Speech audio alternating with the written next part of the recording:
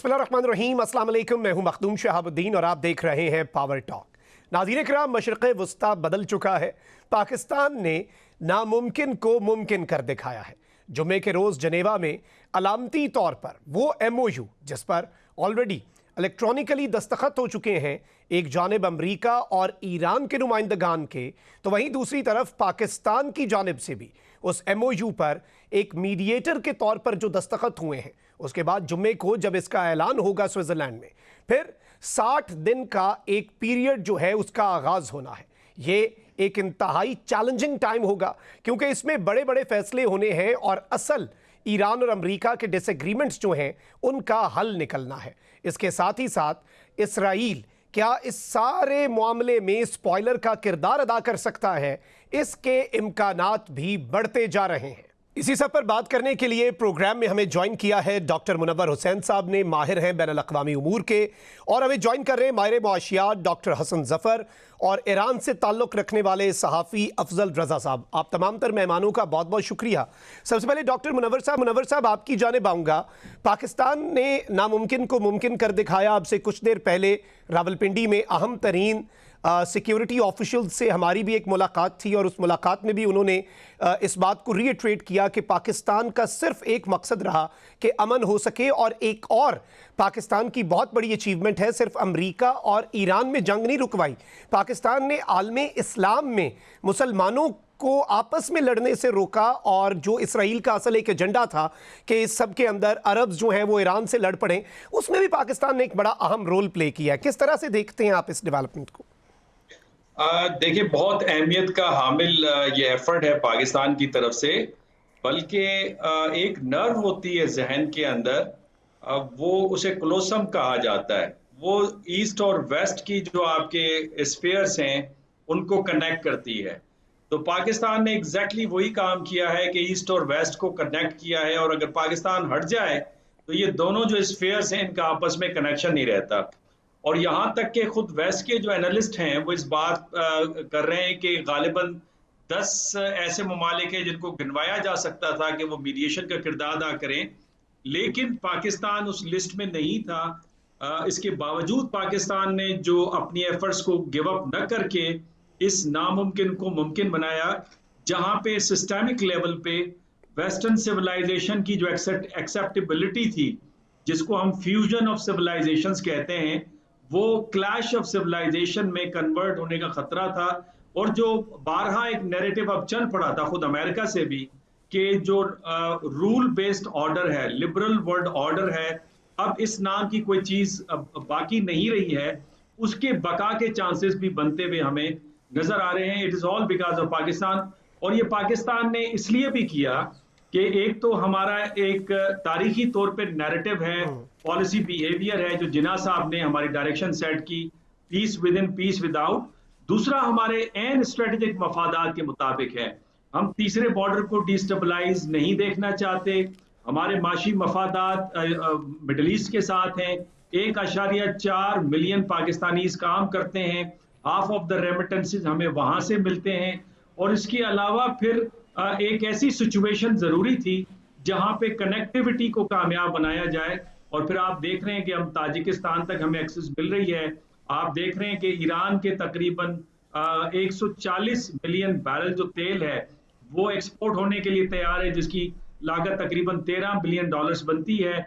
आप देख रहे हैं कि GCC ममालिक की जो इकोनॉमी है उसको दचका पहुंचा है, उसको रीबिल्ड करने की जरूरत है। तो मेरा ख्याल है ये सब के लिए, खुद अमेरिका के लिए भी विन विन सिचुएशन है, जहां पे ट्रंप साहब अपने लोएस्ट ऐप के ऊपर खड़े थे पॉपुलैरिटी के, रिपब्लिकन के हारने के clear cut chances mid term में नजर आ रहे थे। उन्हें मौका मिलेगा कि इसको दोबारा रीस्ट्रेटेजाइज करें। और इसके साथ अमेरिकन इकोनॉमी जो एक महीने में $61 बिलियन का ट्रेड डेफिसिट फेस कर रही है, $1 ट्रिलियन अपने सूद के मद में दे रही है, उस इकोनॉमी को भी दोबारा रीबिल्ड करने का मौका मिलेगा। तो मेरा ख्याल है ये ग्लोबल लेवल पे, रीजनल लेवल पे, स्टेट लेवल पे इसके बहुत शानदार नताइज इंशाल्लाह हमारे सामने आएंगे। ठीक हो गया। अफजल रज़ा साहब आपकी जानिब आऊँगा। आप किस तरह से देख रहे हैं? पाकिस्तान ने तो एक इंतहाई अहम तरीन किरदार जो है वो अदा किया, और अब ये जो डील है ये जो एक मेमोरेंडम ऑफ अंडरस्टैंडिंग है, इस एमओयू के हवाले से भी अमेरिका में भी ये बात हो रही है कि ट्रंप ने तो सिर्फ आबनाए हुर्मुज़ खुलवाया जो इस जंग से पहले ही खुला था, लेकिन अल्टीमेटली विन विन सिचुएशन की बात हो रही है। लेकिन ट्रंप को इस जंग में से सिर्फ एक ऑफ रैम्प ही मिला है। अल्टीमेटली ईरान काफ़ी कंसेशंस हासिल करने में कामयाब रहा है। तो आपको लगता है कि मुज़ाकरात की मेज़ पर जो निगोसिएशंस हैं उनमें ईरान जीता है? बिस्मिल्लाहिर्रहमानिर्रहीम। देखें, सूरत हाल फिर उसी जगह पे जाके बैठ गई है जब ईरान के ऊपर तीसरी एक मुसल्लत करदा जंग पर थी। आपने देखा फरवरी 28 से पहले जो नेगोशिएशन चल रहे थे, जिसका थर्ड राउंड जेनीवा में वही सेम जगह जहाँ पे जुमे को एक नशस्त होने वाली है, वहाँ तक ये मुज़ाकरात चले थे।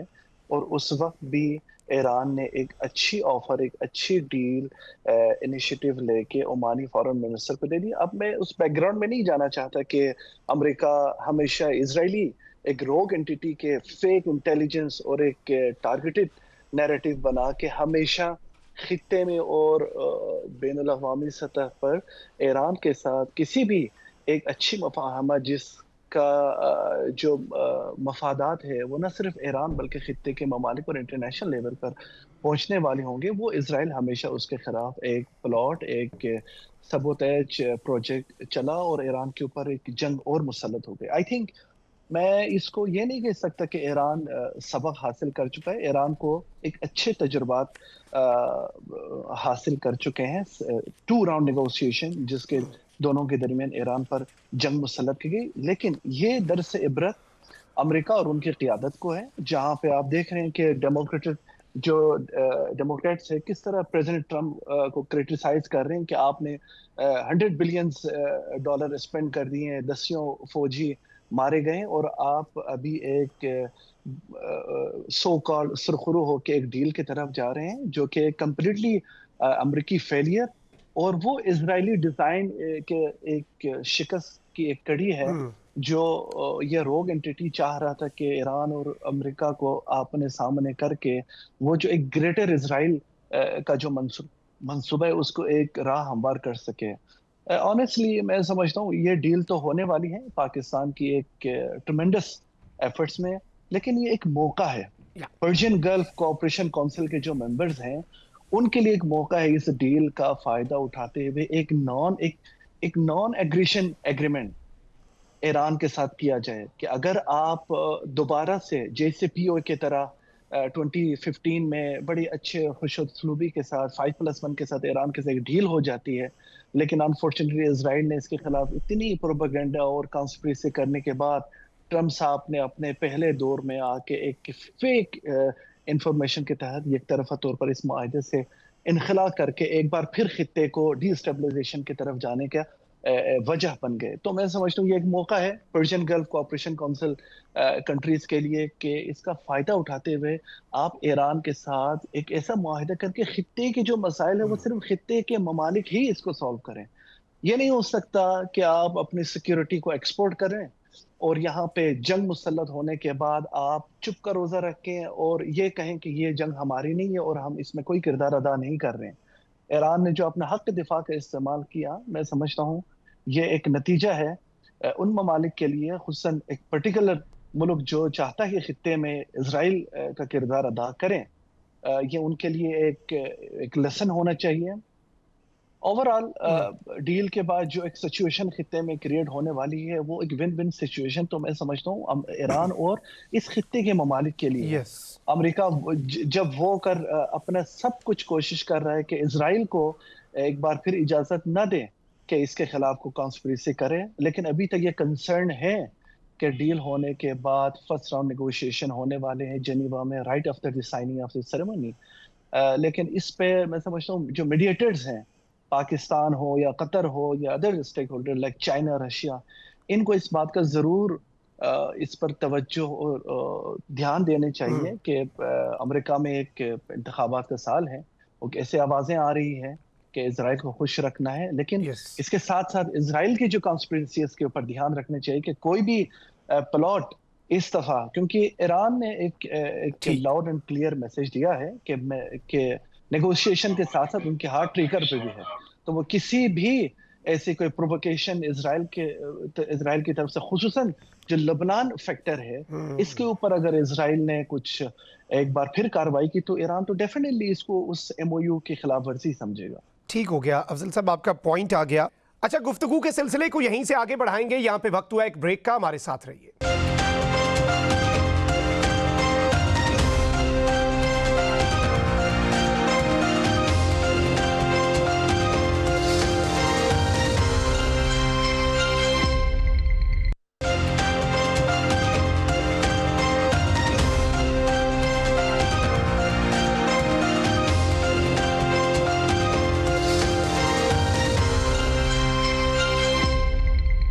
Welcome back after the break. गुफ्तगू के सिलसिले को आगे बढ़ाते हैं।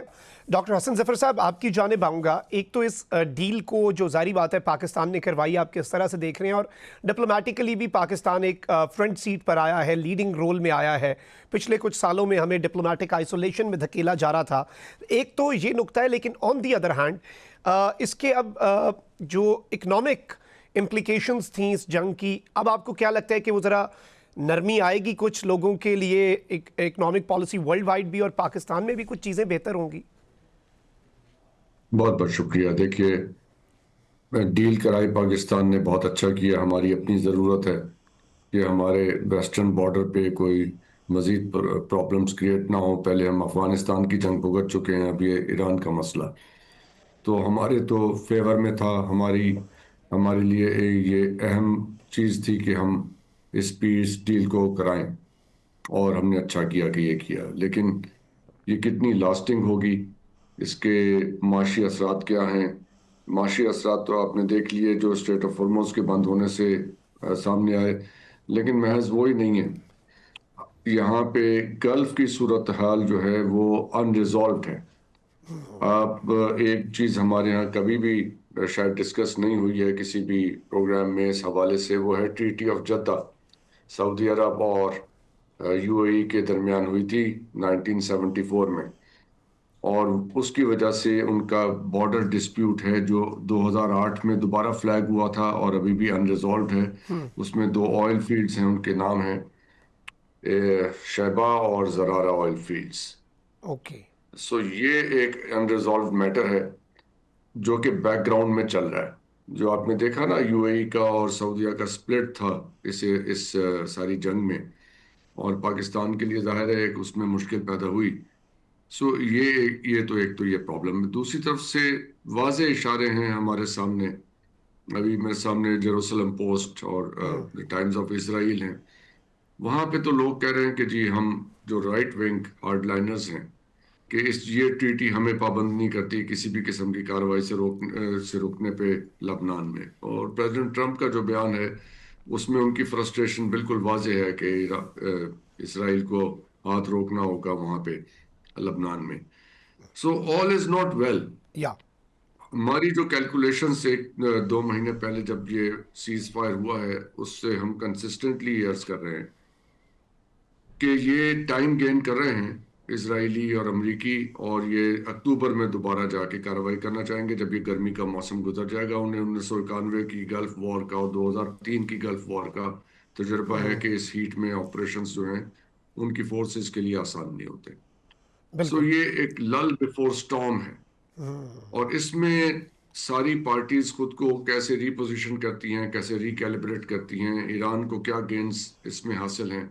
ईरान की यकीनन एक पोजीशन मजबूत हुई है, और जो gulf so called leaders of the middle east थे, उनकी पोजीशन कमज़ोर हुई है, और अमेरिका की पोजीशन भी कमज़ोर हुई है। इसमें इसराइल और ईरान ही ज़्यादा मजबूत होकर सामने आए हैं। इसराइल मजबूत इसलिए होकर सामने आ रहा है कि उसने जो पोजीशन लबनान पे ले रखी है उसमें कोई खातिर खा तब्दीली नहीं है, और ईरान ने स्ट्रेट ऑफ हॉर्मुज़ पे अपना कंट्रोल दिखा के तो सारी दुनिया को दिखा दिया कि उनकी पोजीशन क्या है।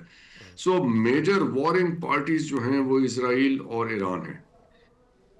और इनकी ये अगर आप इसे प्रॉक्सी वॉर्स कहना चाहें तो प्रॉक्सी वॉर कह लें, लेकिन जाहिर है उसकी एक सियासी हैसियत है हिजबुल्लाह की लबनान में। It is a political party और उनको साइड लाइन किया गया and all that, we know the history. Exactly. So Iran की जो उनके लिए हिमायत है वो तो बदलने वाली नहीं। जब वो नहीं बदलेगी और ईरान ने अमन को उससे मशरूत किया है, फर्ज करें कि ये अब पीस डील वो कह रहे हैं इलेक्ट्रॉनिकली इतवार को साइन हो गए, इतवार के बाद से तो कई हमले हो चुके हैं।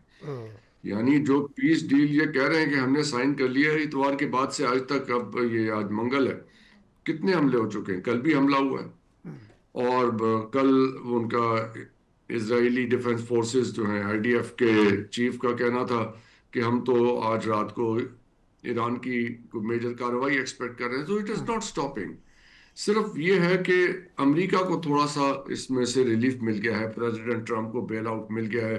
उनकी डोमेस्टिक पॉलिटिक्स का मसला है नवंबर के इंतखाबात का, उसमें शायद उनको कोई इससे फायदा हो जाए।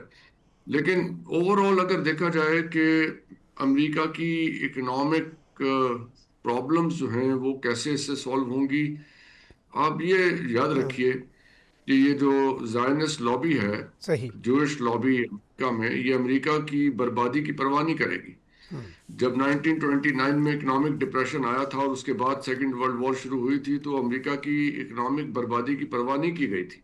सो ये सोचना कि अमेरिका की इकोनॉमी को प्रोटेक्ट करने के लिए इसराइल पीछे हो जाएगा, ये अमेरिका पे हाथ हल्का रखेगा, तो ऐसा नहीं होने जा रहा। उसका हिस्टोरिकल एविडेंस है। बिल्कुल।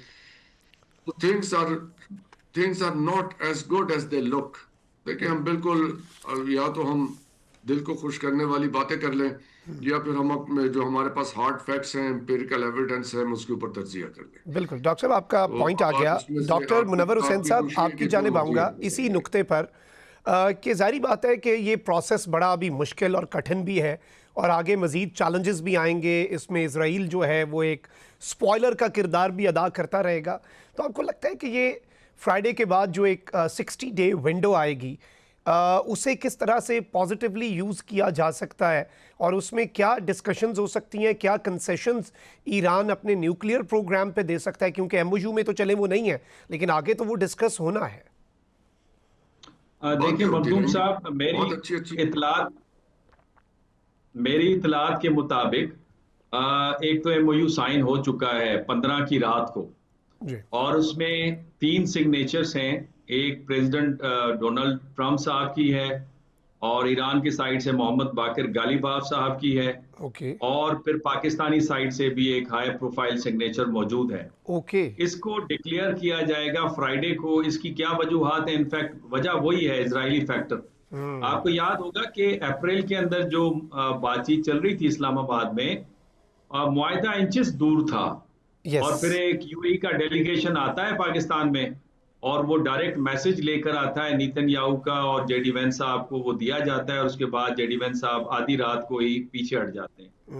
तो कहने का मकसद ये कि इजराइल स्पॉइलर तो है, लेकिन सवाल ये पैदा होता है कि क्या इजराइल इसकी कॉस्ट बियर करने के लिए तैयार है? बिकॉज अगर आप अब अमेरिकन मीडिया को देखें तो वो इजराइल के हवाले से जो गद्दारियां हैं उसके पुराना रिकॉर्ड भी खोलकर सामने लेके आ रहे हैं। मिसाल के तौर पे 67 में अमेरिकन लिबर्टी शिप पे हमला हुआ जिसमें 24 अमेरिकन मैरीन्स मारे गए, अमेरिकन खामोश हो गए। 1990 में बैरूत के अंदर जो अमेरिकन मैरीन कैंप था, इजरायली एक मोसाद के ऑफिशियल ने मर्सिडीज वैन के जरिए से एक्सप्लोजन वहां पे भिजवाया, जिसमें तकरीबन 140-41 अमेरिकन मैरीन्स मारे गए थे। और फिर अब जितने सर्वे आ रहे हैं उस सर्वेस ये बता रहे हैं कि लोग अब इजराइल से तंग हैं। और यही वजह है कि प्रेसिडेंट ट्रंप की जो पिछले हफ्ते कन्वर्सेशन हुई टेलीफोनिक नेतन्याहू के साथ, तो उन्होंने कहा कि तुम्हारी स्किन को मैंने बचाया है और तुम्हें अंदाजा नहीं है कि तुमसे और इजराइल से लोग किस हद तक मुतनफिर हैं। आज का जो प्रेसिडेंट ट्रंप का बयान है वो ये कि अगर अमेरिका ना होता तो इजराइल का वजूद भी ना होता। ये बड़ा क्लियर कट मैसेजिंग है। सवाल ये पैदा होता है कि अगर अमेरिका अपनी सपोर्ट को पीछे ले लेता है, वेस्ट में सपोर्ट ड्राई डाउन हो रही है और इजराइल अपनी जो लेजिटिमेसी है एग्जिस्टेंस की वो खो रहा है, और वही तरीकेकार और तरीका वारदात जो हिटलर ने उनके खिलाफ अडॉप्ट किया, गज़न्स के खिलाफ, फ़लस्तीनियंस के खिलाफ, सीरियंस के खिलाफ, लेबनीज़ के खिलाफ इस्तेमाल कर रहे हैं, तो उस सूरत में क्या इज़राइल बज़ाते खुद बच पाएगा? लेकिन बदकिस्मती ये ज़रूर है, फैक्ट ये ज़रूर है कि इज़राइल की जो स्ट्रैटेजिक थिंकिंग है, उसके अंदर वॉर है। और यस। ये नेतन्याहू का आइडिया नहीं है, नफ्ताली बेनेट भी कह रहा है, रिलीजियस लीडर्स भी कह रहे हैं कि नई जंग की तैयारियां करें, तो इजराइल जंग से पीछे नहीं हटेगा। और बिन गिवेरियन जो उनका इंटीरियर मिनिस्टर है, उसने तो साफ कह दिया है कि हमें फौरन सदर्न लबनान से बिल्डिंग्स को गिरा के साफ करना चाहिए और सेटलमेंट्स अपनी कायम करना चाहिए। तो वो पूरी कोशिश करेंगे कि डीरेल हो। लेकिन अगेन सवाल ये है कि क्या अमेरिकन और ईरानियंस, उनको मालूम है कि इजरायली क्या करना चाहते हैं, उनके एजेंडा को सक्सेसफुल बनाएंगे या मिलके इजराइल को एक लगाम डालेंगे? सही हो गया। अफजल रज़ा साहब, आपकी जानिब आऊँगा। ज़ाहिर बात है हम स्पॉइलर की बात कर रहे हैं एंड ऑब्वियसली आई गेस अब यूनाइटेड स्टेट्स जो है उसे भी रियलाइज़ होना शुरू हो चुका है। अमेरिकन न्यूज़ वेबसाइट ने भी रिपोर्ट किया था कि ट्रंप और नेतन्याहू में बड़ा सख्त जुमलों का तबादला हुआ और अमेरिका तो इस जंग में इसराइल के पीछे कूद गया, बट इसराइल उस तरह से अमेरिका के इस मुआहदे की रिस्पेक्ट नहीं करता हुआ नज़र आ रहा। तो अल्टीमेटली अगर इसराइल कुछ करता है तो ईरान क्या अपनी पॉलिसी को अब अलग रखेगा कि इसराइल एक स्पॉइलर है, उसके साथ हमने अलग से डीलिंग करनी है और यूनाइटेड स्टेट्स को अलग से ईरान ट्रीट करेगा? देखिए, मैं डॉक्टर साहब की बात को आगे कंटिन्यू, एक पॉइंट पे उनका नाम मैं भूल गया, एक्सेलेंसी डॉक्टर साहब ने, उन्होंने ज़रूर ये कहा कि ट्रम्प साहब ने ये क्लियर बोला है कि अगर अमेरिका ना होता तो उसकी एग्जिस्टेंस खतरे में पड़ जाती। ये ना सिर्फ डोनाल्ड ट्रम्प साहब, ये रिपब्लिकन और डेमोक्रेट्स के दोनों साइडों की एक थिंकिंग है। लेकिन अनफॉर्चुनेटली जो सदियों से चली आ रही है, जो ज़ायनिस्ट लॉबी है, वो अमेरिकी जो एस्टेब्लिशमेंट है, जो स्टेट है, वो एक ऐसे इन्फ्लुएंस कर चुके हैं कि वो स्टेट लेवल के जो डिसीजन है, जो कि अमेरिकी अवाम के हक में भी हो, तो वो उसके खिलाफ हमेशा साजिश करते आए हैं। देखिए, ये जो माहिदा अभी जेनेवा में हो रहा है, ये तो है तो लीगली यूएस एंड ईरान, लेकिन ये ऑनेस्टली ये अमेरिका, इजराइल और ईरान और हिजबुल्लाह, ये आपको इस तरह शुमार करने देना चाहिए। और मैं नहीं समझता कि ईरान यहाँ पे एमओयू पर साइन करे और इजराइल को अलग से ही हैंडल करे। नो, कोई भी इजरायली एक्शन इस एमओयू के बाद वो एक ही खिलाफ वर्जी समझी जाएगी, either is committed by the रोग एंटिटी इजराइल और विद यूएस। और यूएस के साथ तो चलो ये एक्सपेक्ट हम नहीं कर सकते हैं कि, क्योंकि वो ब्लॉकेट के भी खोलने की ऑपरेशन का आगाज हुआ चाहता है आज से। तो अकॉर्डिंग टू ट्रम्प्स क्लेम कि वो जुमे के रोज से स्टेट ऑफ हॉर्मुज को भी खोल दी जाएगी। लेकिन कोई भी ऐसी कार्रवाई हो, ईरान को बिल्कुल इस बात का इल्म है। आपने देखा संडे से पहले जो ये एक फ्रजाइल सीजफायर के होते हुए भी, पाकिस्तान के मीडिएशन होते हुए भी, आपने देखा पाकिस्तानी जो इंटीरियर मिनिस्टर है अपनी पॉलिटिकल मिलिट्री लीडरशिप का मैसेज जब लेके गए थे, उस वक्त भी इजराइल ने अपने हमलों का सिलसिला जारी रखा। अमेरिका ने कुछ हमले किए ईरान के सौदर्न समंदर पानियों पे। लेकिन अगर आप इस एमओयू फिर 60 डेज तक रखें और इसी दरमियान इजराइल की तरफ कोई भी कार्रवाई हो, definitely it will facing by the swift and buffeting response by the Iranians. But I hope Trump के साथ अगर वो चाहते हैं कि अपने मिड टर्म इलेक्शन में सो कॉल्ड विक्ट्री की तरफ जाएं और अमेरिकी अवाम के जो एक पुख्ता थिंकिंग है, जो ये समझते हैं कि रजीम चेंज अमेरिका में होनी चाहिए, ना ईरान में, तो वो अगर वो अपने इस चैलेंजेस से अबूर करना चाहते हैं तो इसको अपने जो नाजायज रजीम है खित्ते में, उसको लगाम देना चाहिए। बिल्कुल, अमेरिका को लगाम डालनी होगी। बहुत बहुत शुक्रिया अफजल रज़ा साहब, डॉक्टर हसन जफर साहब और डॉक्टर मुनव्वर हमारे साथ मौजूद थे। नाज़रीन किराम, यहाँ पे वक्त हुआ एक ब्रेक का, हमारे साथ रहिए।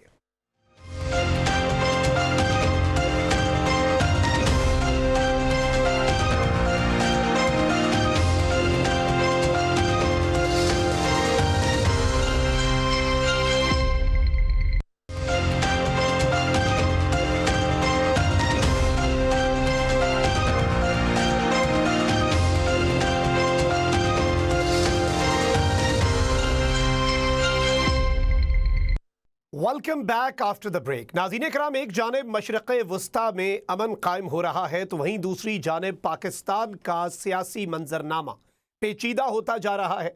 पाकिस्तान की सबसे बड़ी अपोजिशन की जमात पाकिस्तान तहरीक इंसाफ इस वक्त मफाहमत और मज़ाहमत के दरमियान कहीं मुअल्लक़ हो चुकी है।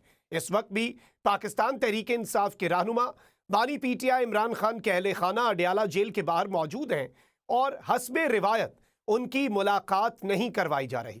लेकिन सवाल वही है कि पाकिस्तान तहरीक इंसाफ प्रेशर कैसे बिल्ड कर पाएगी। इसी सब पर बात करने के लिए हमें अडयाला जेल से ज्वाइन कर रहे हैं, अडयाला जेल के बाहर से शफकत अयाज साहब, रहनुमाए पाकिस्तान तहरीक इंसाफ के। शफकत साहब, thank you very much for joining. सबसे पहले तो ये बताइएगा, सुबह से आप लोग वहां पर मौजूद हैं, आज भी मुलाकात नहीं करने दी गई, क्या वजह बताई जा रही है?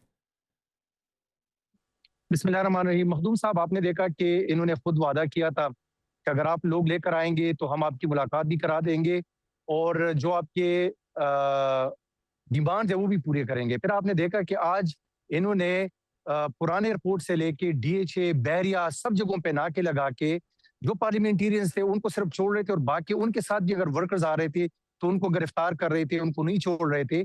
फिर भी आज यहाँ पे इतने लोग आए हैं, तकरीबन काफी तादाद में आए हैं, जो नॉर्मली लोग आते हैं उससे ज्यादा। लेकिन इसके बावजूद जो है खान साहब की बहनों की मुलाकात नहीं कराई गई है।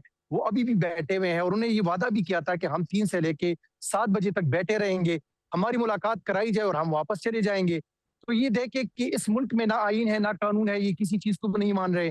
राना सनाउल्लाह साहब ने वादा किया था, हम उनको सिर्फ ये कहना चाहते हैं कि आप आए हमारे साथ, हम आपको अपने गाड़ियों और अपने काफले से आगे बिठा देते हैं, आपके पीछे पीछे आएंगे और आप देख लें कि कितने वर्कर्स और कितने लोग यहाँ पे आने की कोशिश करते हैं और फिर आपका इंतजामिया, आपकी पुलिस उन वर्कर्स के खिलाफ कैसा क्रैकडाउन करती है, ताकि आपको पता चल जाए कि इस मुल्क में किस तरह की जो है ना चीजें हो रही है और आपकी पुलिस क्या कर रही है।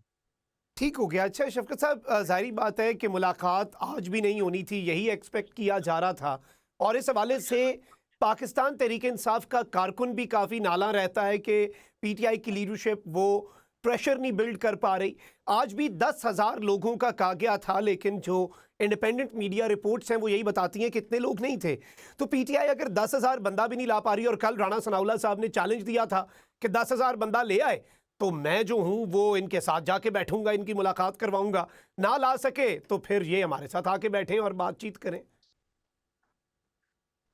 नहीं मखदूम साहब, आप मुझे एक बात बताएं, अगर मैं किसी को ये कहूं कि आप जो है ना इंडिया से या अफगानिस्तान से इतने लोग लेकर आए और बॉर्डर्स पे मैं अपनी पुलिस और आर्मी को खड़ा कर दूं तो कैसे लोग आएंगे? हम तो मिलिटेंट्स नहीं है ना, हम बंदूक का मुकाबला जो है वो सीनों के साथ हम करने की कोशिश करें, लेकिन बंदूक नहीं उठा सकते उनके खिलाफ। अब उन्होंने बंदूक उठा के हमारे वर्कर्स को गिरफ्तार करना है, वो जो है ना रोक रहे हैं, वो गिरफ्तार करके लेके जाते हैं, फिर अगवा करा देते हैं।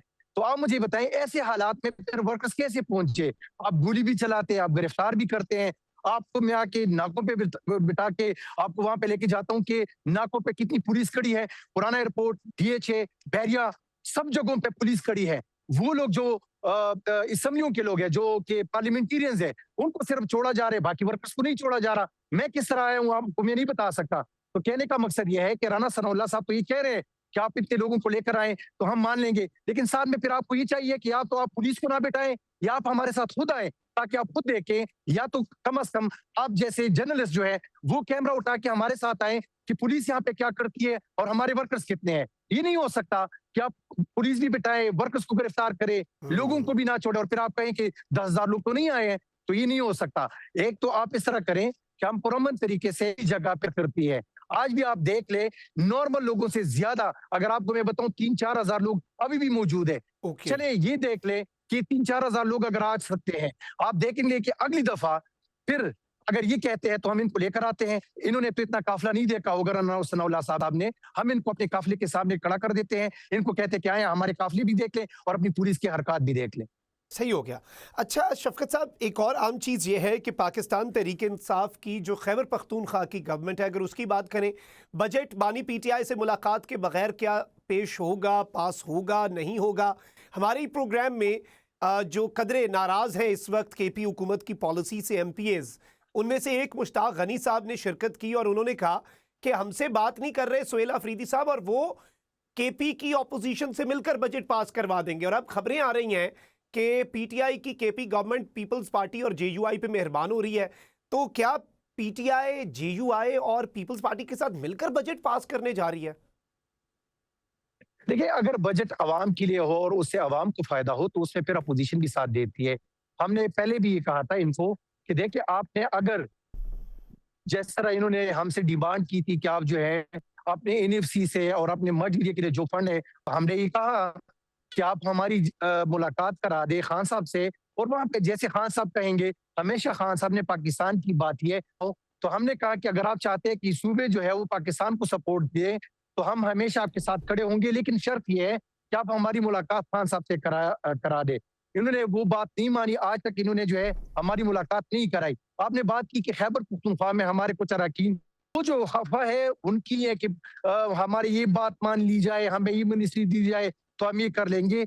आखिर में यही लोग हमारे साथ बैठेंगे, आप देखेंगे कि चाहे वो अरकान खफा है या अगर इस वक्त जो है वो हमारे सीएम साहब से नहीं मिले या सीएम साहब उनसे नहीं मिले, जब बजट की बात आएगी, खान साहब की तरफ से अप्रूवल आएगी, फिर आप देखेंगे कि वही अरकान और वही सीएम साहब आपस में बैठ के इसी बजट को जो है ना अप्रूव कराएंगे। शर्त यह है कि हम खान साहब से मिले और वो हमें क्या पैगाम देते हैं, क्योंकि हमारी पार्टी का एक ही लीडर है और वो है इमरान खान। उसकी इजाजत से बजट भी पास होगा, बजट भी हम पेश करेंगे, और अगर वो कहेंगे तो फिर हम कुछ भी नहीं करेंगे।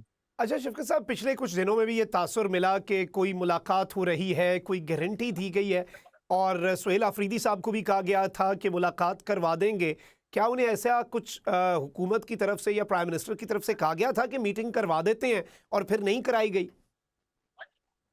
देखिए, ये तो इस तरह की हमेशा ये बातें करते हैं। राना सरोवर साहब को भी आपने सुना होगा कि वो कह रहे 2 दफा डील लेकर गए थे, फिर उन्होंने कहा कि बैरिस्टर गौहर साहब की जो है हम मुलाकात करा देते हैं, सीएम साहब की करा देते हैं, लेकिन आखिर में फिर वही बात हो जाती है कि ये अपनी बात से मुकर जाते हैं। ना इनका कौल और फेल में बहुत ज्यादा तजाद है, ना ये अपनी बातों का पास रखते हैं, हमेशा ये वादे करते हैं। जिस तरह इन्होंने पाकिस्तान की कौम और आवाम के साथ वादी किए थे, उनसे मुकर गए, इसी तरह ये जब भी सीएम साहब के साथ या हमारी पार्टी लीडरशिप के साथ ये वादे करते हैं, उनसे फिर ये मुकर जाते हैं। तो लेकिन हम इनकी बातों पे नहीं जा रहे, हम मुकाबला करेंगे अमन के साथ, झंडे के साथ जो है ना इनका मुकाबला करेंगे, और इंशाल्लाह इमरान खान हम इनको रिहा करा के देंगे। ठीक है, ये जुल्म कर रहे हैं, हम इनकी बंदूक का मुकाबला नहीं कर सकते, लेकिन इंशाल्लाह आप देखेंगे कि हम अमन के झंडे के साथ इनका मुकाबला करेंगे। अच्छा शफकत साहब, इसमें ज़ाहिरी बात है कि रेटरिक तो आता है। इससे पहले अली अमीन गंडापुर साहब जो हैं उन पर भी तनकीद हो रही थी। अब अभी अगर हम पीटीआई का सोशल मीडिया देखें तो उन्हें कंसर्न्स हैं, और कारकुन का हक भी है, वो अपने लीडर्स पे तनकीद कर भी सकता है, डेमोक्रेसी है at the end of the day. लेकिन सुहेल अफरीदी साहब अब क्या पॉलिसी बनाएंगे? एक रिहाई फोर्स की बात भी हुई थी, फिर पार्टी के अंदर से इख्तलाफात उठ खड़े हुए, उसके नाम पे मसला आ रहा था, फिर रिहाई अमन फोर्स कह दिया उसे, लेकिन वो भी नहीं बनी। फिर अभी कुछ पार्टी में मसलहत वाले लोग भी हैं, तो मफाहमत करनी है पीटीआई ने या मज़ाहमत करनी है? गवर्नमेंट तो यही करेगी जो आज कर रही है, जो पिछले कुछ दिनों से कर रही थी। गवर्नमेंट ने तो रूल्स नहीं फॉलो करने ना, गवर्नमेंट ने तो मुलाकातें बिल्कुल नहीं करानी। तो अब गवर्नमेंट को प्रेशराइज कैसे किया जाएगा, इस पर यूनानिमस डिसीजन कैसे बिल्ड होगा? देखिए मखदूम साहब, आपको अगर याद हो हमारे बारे में 9 मई के बारे में ये बताते रहे हैं कि हम जो है तशद्दुद के वो है हामी है। आपने फिर देखा कि 24 और 26 को क्या हुआ। तो ये हमेशा कहते हैं कि आप डायलॉग्स क्यों नहीं करते, आप जो है टेबल पे क्यों नहीं आते। तो सीएम सुहेल अफरीदी साहब वो हमेशा ये कोशिश करते हैं कि इस मुल्क में तजाद न बने, इस मुल्क में तशद्दुद न बने, और वो चाहते हैं कि पुरअमन तरीके से ये सारी चीजें हो। वो सिर्फ इनको एक्सपोज करना चाह रहे हैं। हाँ, आपने फोर्स की बात की, तो फोर्स में जब खान साहब को पता चला तो उन्होंने कहा कि मैं कभी भी किसी फोर्स के हिस्से की तौर पे जो है आजादी नहीं हासिल करना चाहता। मैं चाहता हूँ कि पाकिस्तान की अदालत जो है वो मुझे रिहाई दे। अगर उनको लगता है कि मैं हक पे हूँ तो मुझे वो इंसाफ मिलना चाहिए। मैं किसी की डील या किसी पर तशद्दुद एहतियात की तौर पे मैं नहीं बाहर आना चाहता। सुहेल अफरीदी साहब भी चाहते हैं कि मुल्क में तशद्दुद ना हो, मुल्क पे जो है एनार्की ना फैले, हमारे वर्कर्स भी खराब ना हो, रियासी इदारों को भी वो बचाना चाहते हैं, लेकिन वो एक्सपोज कर रहे हैं। आखिर में मैं एक बात आपको बताऊं, जब आप दीवार के साथ हमें लगाएंगे, आपको पता है कि इस वक्त पीटीआई वाहिद एक पार्टी है कि जिनके पास वर्कर्स ज्यादा है। अगर ये हमें दीवार के साथ लगाएंगे, आपने देखा कश्मीर में क्या हो रहा है, कश्मीर में भी ये लोग कश्मीरियों को दीवार के साथ लगा रहे थे। आज आप देख ले रावलाकोट में कितने लोग शहीद हो गए, फिर भी वहां पे लोग खड़े हैं। मैं ये आपको बताऊं कि खैबर पख्तूनख्वा और पाकिस्तान की पीटीआई जो है वो आप डरा सकते हैं, धमका सकते हैं, लेकिन आखिर में ये आपकी बंदूकों के सामने जरूर आएंगे। फिर बेशक आप गोली उनकी सीनों पे चलाए, पीठ पे चलाए, सरों पे चलाए, लेकिन फिर वो आपके सामने आएंगे। सिर्फ ये हमारी जो लीडरशिप है और खासकर सीएम साहब वो चाहते हैं कि इस तरह की जो है तशद्दुद ना हो, लोगों को गोलियां ना लगे, रियासती इदारे बदनाम ना हो, तो ये सिर्फ इसलिए कोशिश करे। बाकी आप देखेंगे कि आखिर में हमने निकलना ही होगा अगर ये खान साहब को रिहा नहीं करके देंगे। अच्छा शफकत साहब, एक और बड़ा आम नुक्ता है, जेयूआई और पीपल्स पार्टी के साथ जो है वो कुर्बतें बढ़ रही हैं, तो क्या कोई जॉइंट इत्तेहाद बन सकता है? बाय द वे, इसमें पीटीआई के अंदर से कुछ लोग ये तनकीद करते हैं कि सुहेल अफरीदी साहब इन दोनों पार्टीज़ के साथ कुर्बत अली अमीन गंडापुर साहब के बुक्स में बना रहे हैं, लेकिन एक साइड ये कहती है कि जाहिर बात है सबको साथ में लाना है, प्रेशर बिल्ड करना है, तो क्या इत्तेहाद पॉसिबल है? और अगर है तो इसके पीछे असल मकसद क्या है? देखिए, पहली बात तो ये है कि सीएम साहब जो है ना खुद से फैसला नहीं करते कि वो जाके अकेले मैं मौलाना फजल रहमान साहब से मिले हो या पीपल पार्टी के साथ उन्हें बात की हो। वो हमेशा जो है पॉलिटिकल कमेटी जो हमारी पूरी एक जबरदस्त लीडरशिप है, उनके फैसलों पे चल के उनके साथ मशवरा करके वो सारी चीजें करते हैं। पहली बात तो ये है कि मौलाना फजल रहमान साहब से अगर वो मिली भी है तो मौलाना फजल रहमान साहब जो है वो भी इस वक्त एस्टैब्लिशमेंट और इसी हुकूमत के खिलाफ है। वो भी चाहते हैं कि इस मुल्क में जो दहशतगर्दी है, अमन खराब है। आपने देखा कि इदारे जो है वो अपना काम नहीं कर रहे। कल आपने असेंबली में उनकी स्पीच सुनी है कि उन्होंने जो शेर सुनाया था कि मोहब्बत गोलियों से बो रहे हो, वतन का चेहरा खून से धो रहे हो, गुमा तुमको कि रास्ता कट रहा है, यकीन मुझको कि रास्ता खो रहे हो। उन्हें ये क्यों कहा था? आप इसके पीछे जाएं तो वो किसको ये मैसेज दे रहे हैं? तो बात यह है कि हमने तो हमेशा पाकिस्तान की बात करी, हुकूमत बैठी हुई है और वो ये साथ के मतलब उनके वोटों पे हम आए तो वो तो ये चाहेंगे कि शॉर्टकट रास्ता ले, को खुश करे और उन्हीं को जूडियम जो है मरियम नवाज साहिबा वो कोशिश करिए कि वो जो है यहाँ पे सीट संभाले। लेकिन बात यह है कि हम कोशिश कर रहे हैं कि इस मुल्क में आप जो है 17 सीटों से अमन नहीं लेके आ सकते, आप मईशत को ठीक नहीं कर सकते। आपने देखा कि ये खुद कह रहे हैं कि $100 अरब जो है वो इस मुल्क से मनी लॉन्ड्रिंग की शक्ल में बाहर चला गया है। तो इस वक्त हुकूमत किसके पास है? कौन बैठे हुए है? कौन जो है इसका जिम्मेदार है? फिर आपने देखा कि 30 लाख से ज्यादा लोग जो है इस मुल्क को छोड़कर बाहर चले गए। 1 करोड़ 80 लाख नौजवान बेरोजगार बैठा हुआ है। आप किसको क्या मैसेज दे रहे हैं? फिर आप कह रहे कि हम फॉरेन पॉलिसी जो है ना वो ठीक करें। फिर आपसे सऊदी अरब ने $3.5 अरब क्यों मांगे? उनसे पैसे लेके, उनसे उधार लेके आपने उधार चुकाई है। तो देखिए आपकी मईशत गिर रही है, तो आप कहाँ पे तरक्की लेके आ रहे हैं? क्या इस तरह जो है आप मुल्क चला सकेंगे? हमारी कोशिश है कि 17 सीटों पे आप जो है ना मुल्क को नहीं चला सकते। आपने स्टेबिलिटी लेकर आनी है, आपने जो है पॉलिटिकल स्टेबिलिटी लाके मईशत को संभालना है। वो तभी पॉसिबल है कि जब अवाम के इलेक्टेड लोग जो है इस हुकूमत को संभाले। ठीक हो गया। अच्छा, टुवर्ड्स द एंड एक और बड़ा अहम नुक्ता है और वो ये है कि अब पीटीआई आज भी आप बैठे हैं अडयाला के बाहर, मुलाकात नहीं होने दी जा रही, तो कोई लंबा सेटन करने का मंसूबा है या अभी पॉलिसी बनेगी कि आखिर प्रेशर बिल्ड कैसे करना है? देखिए, प्रेशर बढ़ाना जो है वो आसान काम है, लेकिन यहाँ पे आपके इदारे जो है वो ये कोशिश कर रहे हैं और ये मैसेज दे रहे हैं कि मुरीद के में हमने क्या किया। आपने देखा कि रावला कोट में क्या हुआ, आपने देखा कि गिलगित बल्तिस्तान में हमारी केसी जो है पार्टी को यरगमाल बना के पीपल पार्टी को जितवाया गया। फिर वो लोग जो वहां पे एक दूसरे को ताने दे रहे थे वो आपस में फिर से बैठ गए। बात यह है कि हम कोशिश कर रहे हैं कि पहले हम इनको समझाएं कि हम नहीं चाहते कि इस मुल्क में इनारकी फैले, तशद्दुद बढ़े। हम नहीं चाहते कि किसी को गोली लगे या रियासती इदारे जो है वो बदनाम हो। हम चाहते हैं कि हम सारे एक टेबल पे बैठ के पाकिस्तान की मीशत की बात करें, अमन पे बात करें, हम जो है फॉरेन पॉलिसी पे बात करें, हम लोगों को ये एतमाद दे कि इस मुल्क में जो है आपके लिए रोजगार भी है, यहाँ पे आपके लिए अमन भी है। अगर ये सारी चीजें नहीं होती और हमें ये दीवार से लगाते हैं तो फिर आप आखिर में देखेंगे कि हम इनके खिलाफ फिर निकलेंगे और जब निकलेंगे तो फिर इनके पास जो है छुपने का रास्ता नहीं बचेगा इंशाल्लाह। बिल्कुल, बहुत बहुत शुक्रिया। शफकत अयाज साहब हमारे साथ मौजूद थे। नाज़रीन इकराम, साथ मखदूम साहब को इजाज़त। अल्लाह निगहबान। पाकिस्तान जिंदाबाद।